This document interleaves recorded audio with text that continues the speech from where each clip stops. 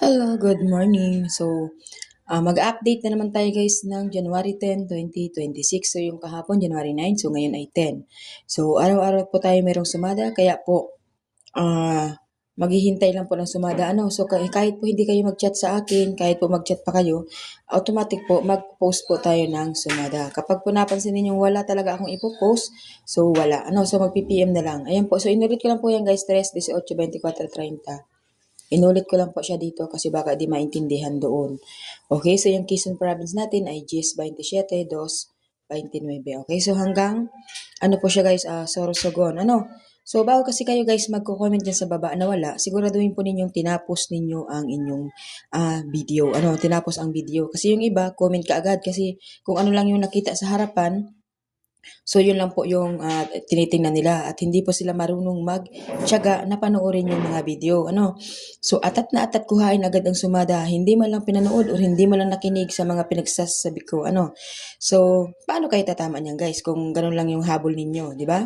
Huwag pong ganun. So panoorin niyo po at tapusin kasi hindi naman po ito umaabot ng 1 oras, hindi naman po umaabot ng 5 oras or ng 10 minuto. So hanggang lang po tayo 3 minuto lang. Guys? So 3 minuto lang po mawawala sa inyo, di ba?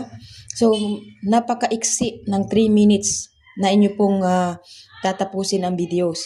So sana tinatapos para pag nag-comment kayo, siguraduhin po ninyo talagang wala ang inyong lugar. Kasi yung iba, kahit na nga po nasa harapan na, kahit na po nasa pinakang una-unahan na, mag-comment na nasaan daw yung ganito ganyan, di ba? So halatado na hindi ka nanonood ng mga videos ko. Kapag ganun guys, block ka agad yan. Automatic guys, tinatanggal ko na yan. Kasi hindi ko kailangan ng mga ganong tao na kitang-kita mo naman kung gaano ka tinatanga. So parang isip ko sinasadya. Parang sinasadya na inisin ako or whatever. Hindi ko po alam kung ano po ang purpose nila, bakit ganun. Okay? So nandito po, kaya nga po 55 nation, so ibig sabihin kumpleto.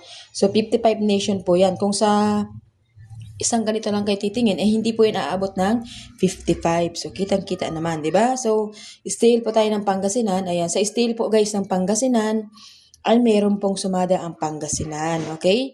Yung iba kasi guys, wala daw pong pataya sa kanila. Kasi nga po, nagkarambo lang daw po. So, ibig sabihin, illegal po yung nagpapataya doon sa kanila, kaya po sila dinakip. Hindi po pinatigil ang steel ng Pangasinan guys, maling-mali kayo. Hindi po pinatigil. So, ang pinatigil lang po yung mga nagpapataya or yung mga kobrador dyan sa inyo pong lugar. Pero yung...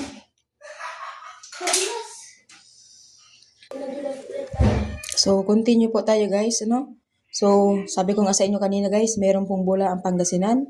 Napakalawak po ng Pangasinan. Kasi yung iba ang sabi, pinatigil daw po ang bola ng Pangasinan. Hindi po pinatigil. Dahil kung pinatigil po yan, ay wala po sanang draw ng umaga, tanghali at gabi.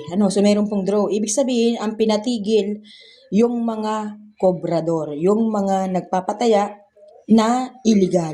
Okay? So, yun po yung mga pinatigil, hindi po yung steel mismo ng Pangasinan ang pinatigil. So, yun lamang po. Maraming salamat and God bless po sa inyong lahat.